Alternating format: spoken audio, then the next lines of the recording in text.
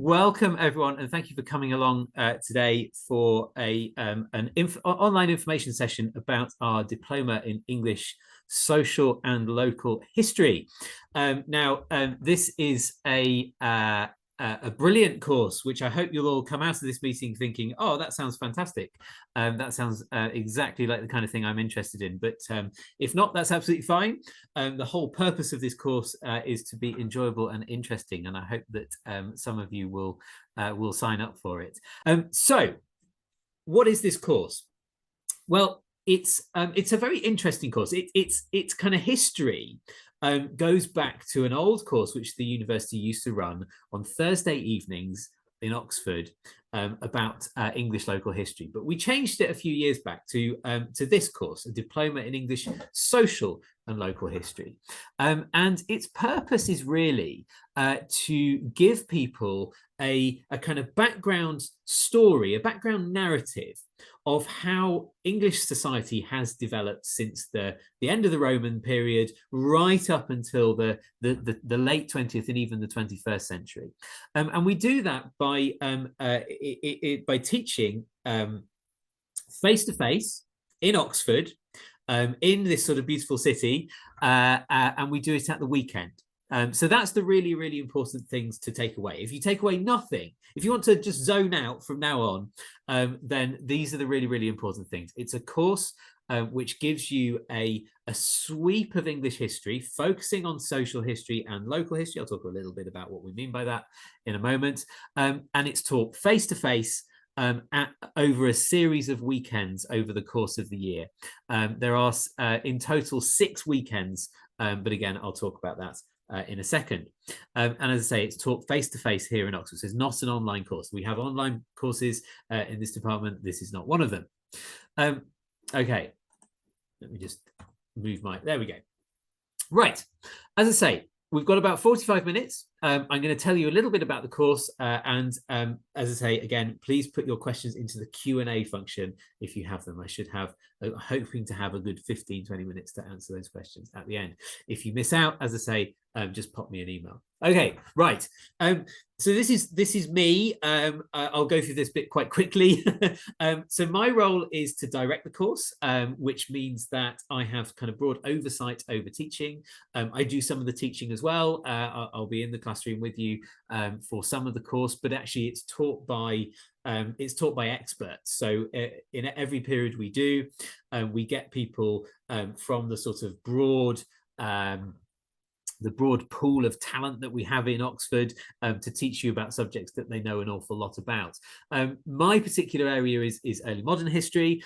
So you will see me teaching things like the 16th century society, 17th century law, the origins of the Civil War, those kind of things. But each class is taught by individual tutors who really, really know what they're talking about. And I think one of the sort of really good things about this course, it has many, many good things, but one of the really good things I think is that it is taught by experts who are passionate about their subjects. So although you are now looking at my mug here, and you will definitely see me, I will be floating in and out. I only do a proportion of the teaching. Right, okay. So the key bits of information about the course are fairly straightforward. It is a 2-year course, but it is part-time. So it's the equivalent of 1 year of an undergraduate degree, but it is taught over 2 years. We alternate the subject matter, but I'll talk about that in a second. And it is part-time. What that means is that you will not be being taught or having to read as intensely as a traditional full-time undergraduate. You will have, it's designed to be able to fit around life, fit around jobs, careers. We say as a sort of ballpark figure, you probably need to do about 8 hours a week on the course. But that does really vary from moment to moment throughout the year. You will find that as you're writing an essay, you end up spending quite a lot more time on it. But when you're not writing an essay, your input is correspondingly smaller. Where it's quite intense, though, is the teaching weekends, which, as I say, there's 2 a term. So there's 6 overall per year.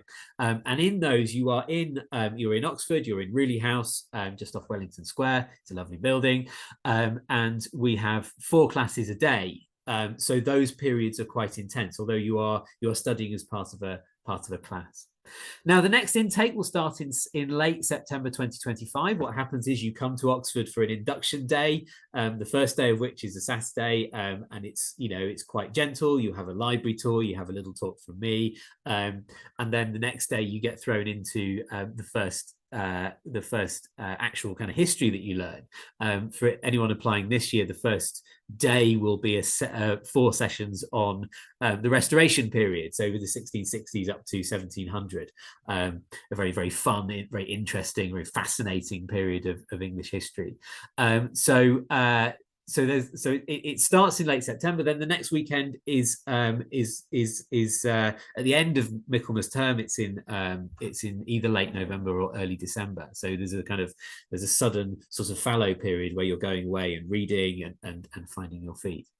The level of the course is what we call FHEQ level 5, which in real terms is effectively equivalent to second year undergraduate. So it's not necessarily designed for people who are completely new to history. We often find that people who have a bit of experience of learning history will hit the ground running a bit more in this course than if you're completely fresh to it. But that could be anything from, doing your family tree or, right through to already having an undergraduate degree in history, or even a postgraduate degree in history. A very, very large proportion of our students are people who have not done history for a long, long time. Not in a formal context, but they do things like they do their family tree, they do a bit of genealogy, or they read popular history books, or they listen to history podcasts. There's quite a few of those around these days.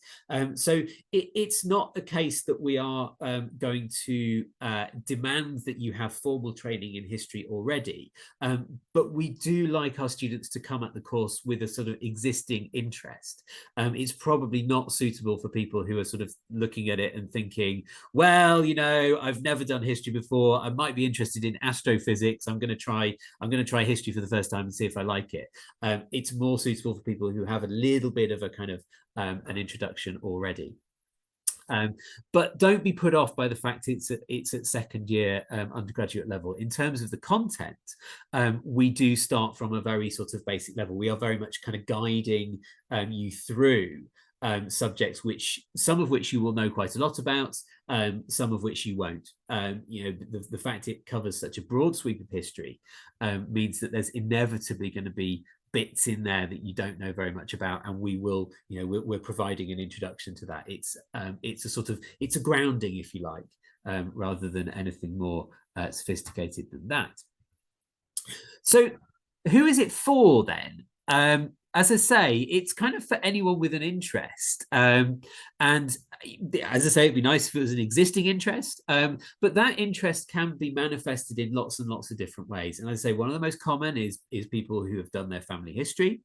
But also we have people who maybe did history at school some time ago. The way history was taught when they were at school was, less. They enjoyed it a lot less, and they come back to it and they realize that actually history isn't just about learning loads of dates about kings and battles. It's about ordinary people. It's about how society changes, and they just find that more interesting. So we have quite a few people of that kind of background. Lots and lots of our students are people who dropped history at school, went into a sort of science or business kind of employment environment, never really lost that love of history, thought it was kind of interesting but not particularly useful, so didn't do it early on, and now coming back and thinking, well, do you know what, actually I am going to finally indulge my passion for the past now that I don't need to. But then equally we also have students who are doing this as a first step towards a doctorate, a postgraduate degree and a doctorate. So we have quite a strong progression from this course to our other courses. and that includes our online advanced diploma, but it also includes our face-to-face MSc in English Local History, and it includes our DPhil, our doctorate in local history. So it's a really good course for kind of setting you on that path towards really kind of detailed, proper historical research. And lots of our students find that it sets them on a path, which is great for us. And they sort of come back at the end of their DPhil and say, well, I'm really glad I did that. Took the plunge and did that diploma. And our students come from a very wide range of backgrounds. It's and a wide range of ages actually as well. We have students who are relatively sort of fresh out of university doing the course. We have students who are long retired doing the course, and we have quite a nice spread. One of the reasons that we changed the nature of this course from its predecessor, from Thursday evenings to residential weekends, is that we wanted to make it accessible to people from a much wider geographical a wider geographical area. And on the current course, we have people from the north, we have people from Devon, we have we inevitably we have a kind of concentration of people from Oxfordshire and Berkshire and quite a lot from Wiltshire actually. I don't know what it is about Wiltshire, and quite a few from the London area. But it's now that it's residential and now that it's taught over weekends, it's possible to do for people from a very wide geographical area. So, for example, quite a lot of people will come down maybe on the train on Friday evening, they'll stay over, they will stay until Sunday evening, and then they'll either go home Sunday evening or they'll go home Monday morning. And it gives it a really nice sort of, a kind of sociable element. And it's, we are fostering a social learning community here, which is always nice. Importantly, and this is very, very important, there are no formal entry requirements. You will be asked to give a sort of a brief statement in your application materials, but that's just simply a case of you saying why you like history and why you want to do it. We don't have any formal requirements at all, effectively, as long as you can show a sort of, a passion for engaging with the subject, then it's one that the admissions kind of hurdles are not very high at all.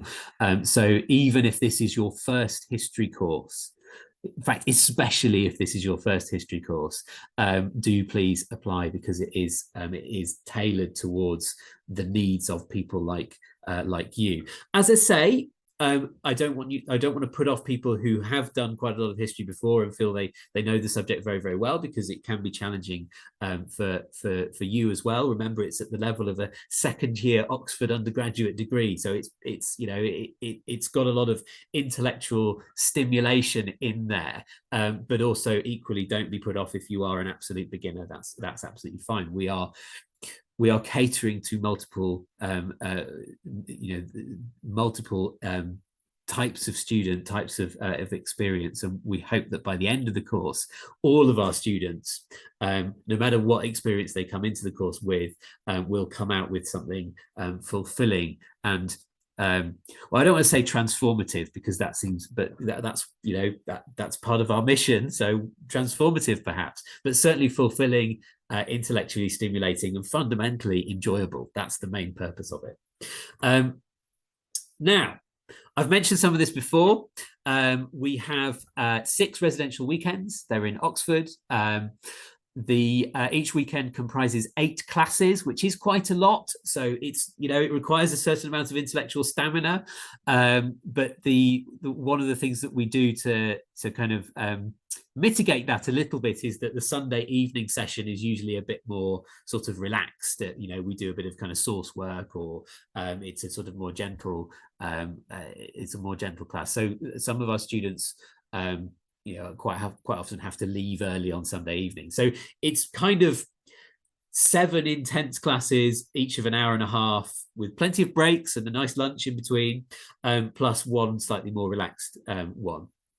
The only difference to that is that on the final weekend, on the Sunday, we make our way to either Bath or Winchester, depending on which module you're doing. Bath is the modern city that we look at. Winchester is the medieval city. And we have a 2-hour walking tour of those places, usually led by the course director, which is kind of fun. It's optional, but it's a really nice way to round off the year. Partly because one of the things with local history and social history is that it's really important to actually look at things. There's so much built environment around us, which goes back to the past and tells us about the past. It's really important to actually have a look at it. The classes themselves, they are basically they're basically a bit like lectures. They are, I suppose, what we would describe as quite content heavy. We find that meets the needs of our students, of our learners. They tend to prefer having an expert guide them through the basics of a subject, rather than, say, doing peer-to-peer assessment and things like that. We have kind of plumped for basically a kind of content centered approach, where you have an expert in front of the classroom. They have a PowerPoint presentation, and they talk you through it. All of our tutors are experienced tutors who have been specially selected because they are good at talking, particularly to adult learners. So you are in safe hands. The classes are enjoyable. As a general rule, and they are most of all, they are interesting, but also you don't have to do presentations for it, or you're not going to be expected to stand up in front of a class and give a talk based on your own things. It's very much focused on, as I say, kind of delivery of content by the expert, which I think, as I say, that kind of fits what our students tend to want. Once you get into our master's course, then we tend to put you on the spot a little bit more and say, well, what do you think? But on this one, it's more a case of you absorbing, and of course, asking questions where you want to, and contributing. And when quite often the classes end up in quite a sort of vibrant debate about different historiographical issues, but there's no sort of, as I say, we're not going to put you on the spot and tell you that you need to speak to a whole class, so don't worry about that. So that's the teaching. The actual shape of the course. So this is quite important. It runs on a 2-year cycle, just to make things a little bit more complicated for the administrators. We've got Hazel, our wonderful administrator, who's in the class at the moment, and just to make things difficult for Hazel, we've always done this course on a 2-year cycle. And what that means is that there are 2 modules. Basically splitting in the middle of the 17th century. 1660 is our kind of cutoff point. We could have picked other cutoff points, but that one sort of seemed to work quite well. And in module 1, you do the medieval period and most of the early modern period, and in module 2 you go into the modern period. There are 6 broad topics. If you look at the module 2 on the right, we have one set of classes on the World Wars, and one set of classes on post-war England, which is great fun, because quite often our students actually remember some of the things that we're talking about, which adds an extra layer of enjoyment for the tutor, no doubt. So as I say, so it's split in 2. Now, which module you do first depends on when you start the course. So it's on a 2-year cycle. So if you start the course in September 2025, as some of you are considering, then you will go straight into module 2. So you'll be doing it in reverse order. Or you'll be doing it backwards. You'll be doing module 2 and then module 1. Now, some people prefer to start at the beginning and go through. But there's no real reason why you shouldn't do it the other way around. In fact, in some ways, because the earliest period of history that we do, the Anglo-Saxon period, is so obscure and difficult, in some ways it makes sense to actually hone your historical skills before delving into the very, very strange period that is the Anglo-Saxon, very exciting, very interesting, but very strange period that is the Anglo-Saxon period. So there's no disadvantage at all for starting with module 2. It can work. It can work well both ways. The main thing, though, is that you will be joining in with students who are already on their second year. So we have one big class, probably about 20 to 23 people in there, with both years in at the same time. So it'll be second years and first years. You will go into a already existing group of students, so they'll be able to kind of help you along the way. So that's the structure. We also have what we call special subjects, which we do at the end of each year. And this is an opportunity for you to delve in a bit more detail into a particular topic. These have been chosen because we have existing experts who can teach them. So they are a little bit fluid in terms of who is available to teach in any one particular year. This is a sort of indicative list. This is what we have at the moment. So it might change slightly over the next couple of years. There's one tutor in particular I know may not be available to teach one of their courses. But at the moment, if you're starting in module 2, you will have the option to do a course on the restoration, which is taught by me, a course on family and community history, which is taught by someone called Gary Crosley, and a course on popular protest, which is taught by Dr. Matt Kidd. And then into module 1, there's 3 options there: one on landscape history, one on riot and rebellion, and another on the Civil War. And in these, you do 8 classes in really quite a significant amount of detail. So it really does give you a good insight into that particular topic. It's a really good way to sort of get proper sort of granularity, proper detail about a particular period. So, for example, the restoration one that I teach, we have 8 classes, and we cover things like religion, we cover things like elections, we cover things like gender history, and we have 8 classes of an hour and a half for a period of about 40 years of history. So it's a really lovely opportunity to sort of really get into some depth. So I'm a big fan of the special subjects. Okay, you're probably looking at this and thinking, well, all right, this all sounds very fun, but what about those horrible essays that you'll make me write? And we do make you write essays, I'm afraid. But one thing I just want to emphasize at this point is that the purpose of this course is to enjoy history. And you may well go through enjoying history and getting stunningly high marks because you are an absolute dab hand at writing essays, or you might find essays a bit of a drag, and you basically and you never really master it. And obviously we're there to help you, and we will help you with your essay writing technique, but some people don't necessarily feel the need to put too much input into their essays, and they come out of the course with a relatively modest mark.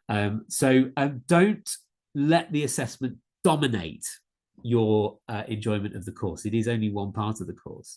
It's a sort of necessary part of the course. I won't say a necessary evil, because I don't think that's true. Actually, a lot of people really enjoy writing essays because it's your opportunity to say, well, I've read all this stuff about the Reformation, and now I'm going to say what I think. And that's really fulfilling. And the opportunity to sort of test your arguments with a rhetorical essay is fun. A lot of people really enjoy it, but it's not the be all and the end all.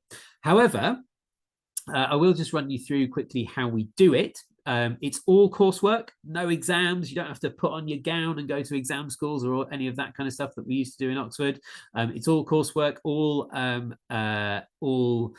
submitted online, and the systems are now very, very efficient and work wonderfully well.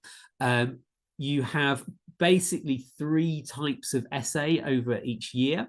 There are the core essays, of which you can submit either 3 or 4. If you submit 4, then your lowest mark gets knocked out.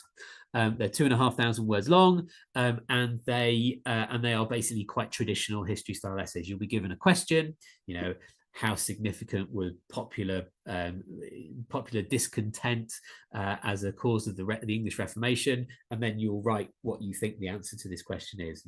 This historian says this, I think this. This is my views. Here's my evidence. You also do a source exercise.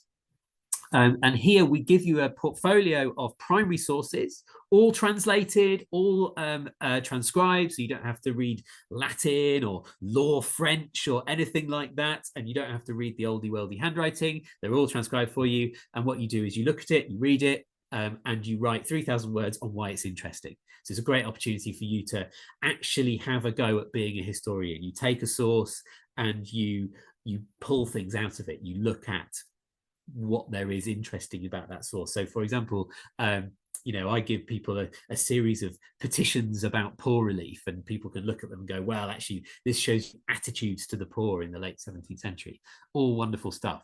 And then you also do an extended essay of 6,000 words. And this ties into your special subject. And what we do with this is you basically pick a title with your tutor. It's all run past the course director, so I sign off on them. And then you go and write an essay on a subject within that special subject of your choice. And lots of students write a kind of an argumentative essay, much like a long version of the core essays. Others go away and do primary research, and they write something which is more akin to a kind of mini thesis, a mini dissertation. But it really is an opportunity for you to lead and to really kind of hone in on a subject which you find particularly interesting. It might be a place that you find interesting. You want to write about the Civil War in Aylesbury, which happens to be where you live, or whatever. As long as it is a kind of intellectually stimulating and effective exercise, then it is something which we can support. So that's another, as I say, it's quite intensive, but it's a really fulfilling and fun way to end the year, although it is a reasonable amount of writing.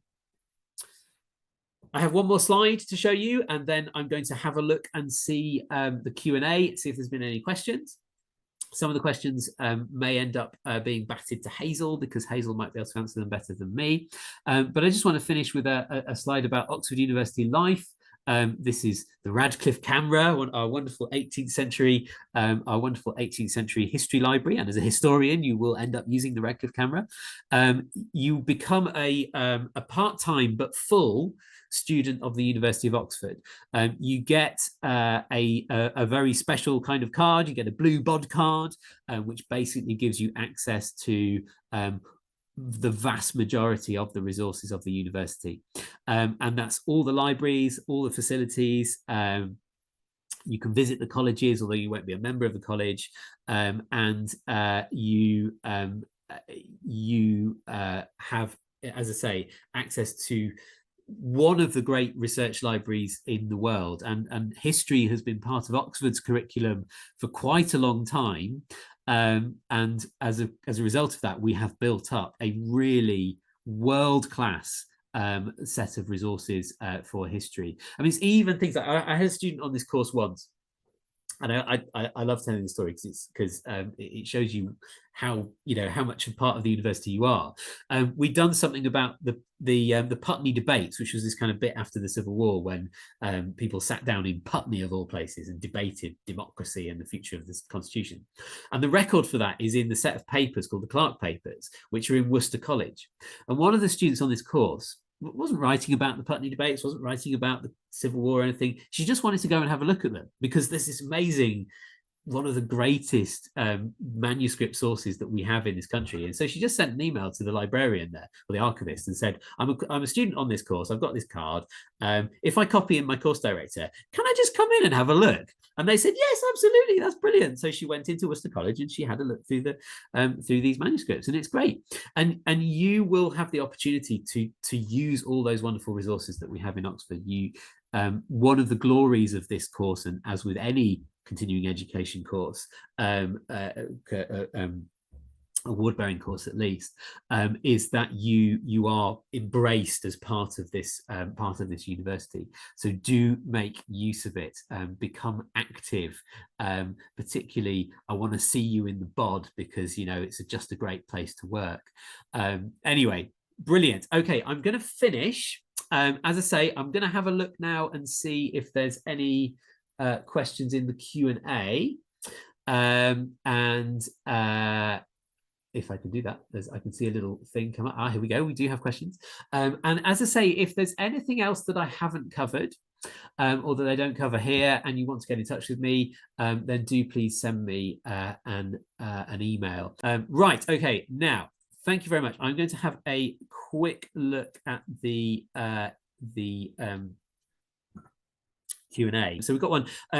Do you choose one special subject in each module, or do you study them all? Great question. You just do one per module. So you pick one out of the three. So hopefully that's a nice and easy one to answer.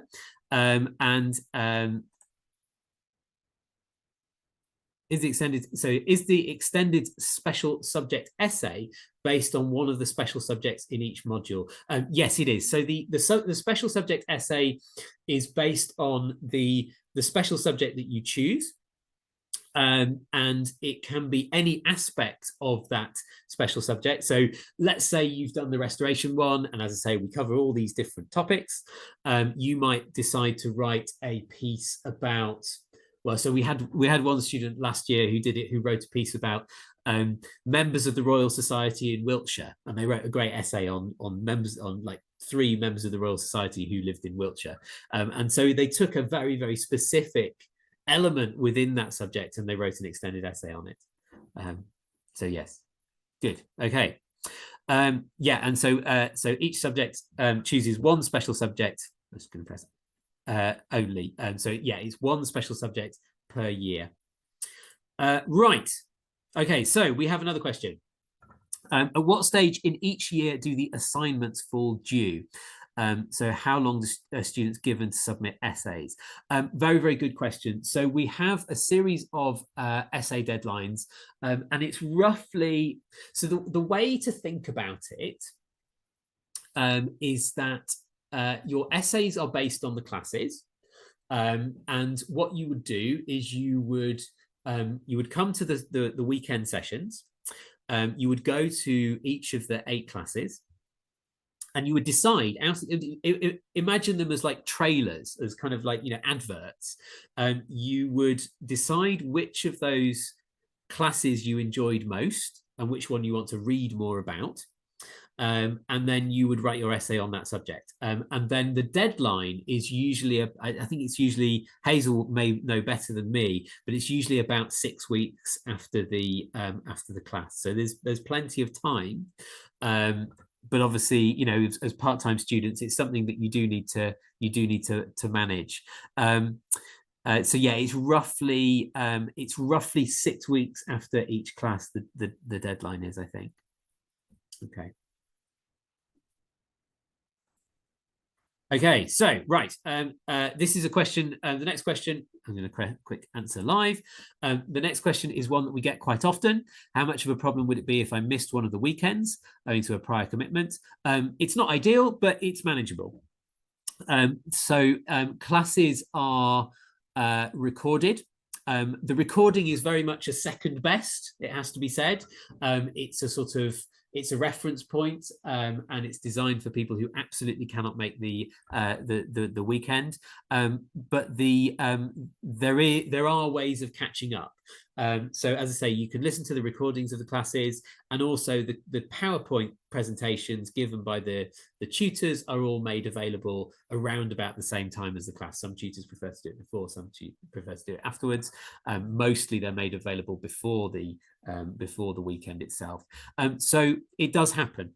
And you might be ill, for example. You might have the flu one weekend, and then unavoidably you're not available.